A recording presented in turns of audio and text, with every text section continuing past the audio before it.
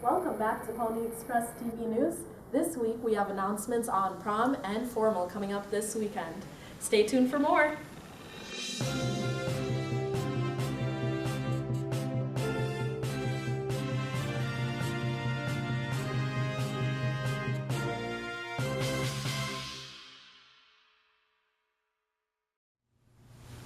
Good afternoon, Stillwater Area High School, and welcome to Pony Express TV.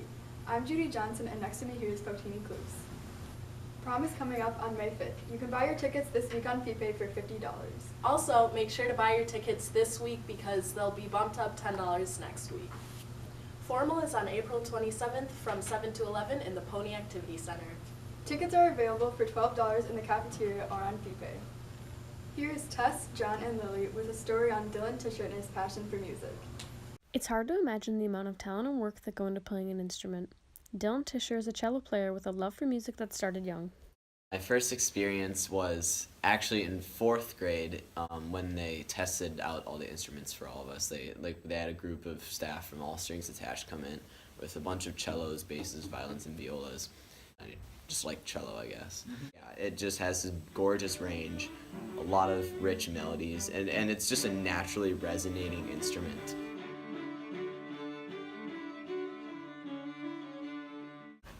So Dylan is, first of all, a great cellist. So his technical skills are really, really strong. You have the really low notes like the open C string, and then I've played stuff all the way up here, which is, I'm sure I can't even pick it up.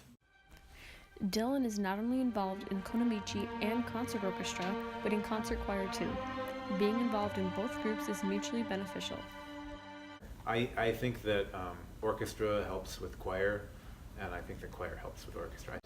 Students that I've had that have participated in choir, I've seen their musicianship just blossom as a result of that. I would be toast in choir if I didn't have some cello background or any orchestra background. When asked why Dylan was a good fit for Konamichi and concert orchestra, conductor Zach Sawyer had nothing but good things to say.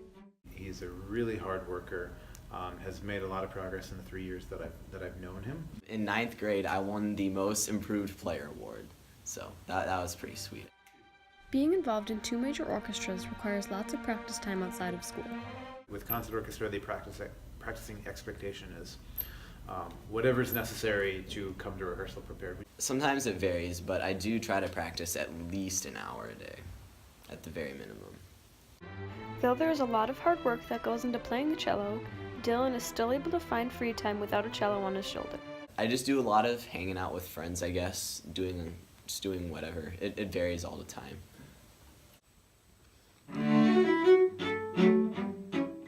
This is Lily Sample, reporting from the Pony Express. And here's Aubrey Kelly with a story on Weaver's Falcons. AP Biology and Environmental Science teacher Andrew Weaver has a unique hobby that many students are unaware of: falconry. Weaver became interested in falconry during his senior year in high school. In order to become a certified falconer, Weaver had to work for years gaining experience in licensing. I came across a book on falconry. It happens to be the Bible of American falconry, and I read through it and I thought, oh my gosh, this is awesome. And so the bird piece was already there. The notion of actually training a raptor, instead of having a bird just to look at in a cage, I mean, this would be an interactive kind of thing, and so it seemed like a neat next step. Little did I know, it's highly regulated. There was a test involved, and an apprenticeship with someone who's already a falconer, and then a series of rules that are based on the experience you have as a falconer and allow you to have more liberties, Weaver trains many species of birds. However, he is currently working with a red-tailed hawk. He often brings this bird into the classroom to interact with his students.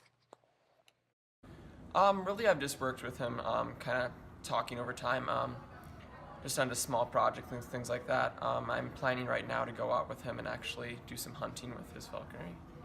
Weaver's birds need to be fed a full quail every day. This costs him over $70 every week just to feed one bird. And so she'll eat that whole thing. That's a leg of a quail. It'll be no different than the leg of a squirrel or a rabbit. She just has to work at aligning it so it can go down. Raising falcons at a high school requires lots of licensing. Despite this, Weaver has continued the falconing program, providing his students a glimpse into the lives of his birds. In order to balance raising birds and teaching 2 AP Science classes, Weaver has relied on student assistants to take care of his birds' needs.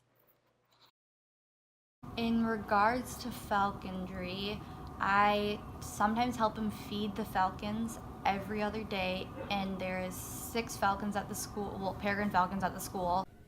By persisting in his falconry, Weaver has created a completely unique science program that gives students a hands-on understanding of biology and the environment.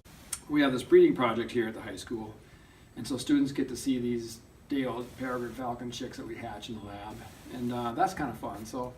And we're not there yet, but we've got cameras coming. Electric cameras are online, but we have monitors coming, so my students will be able to watch what's happening in the peregrine falcon chambers.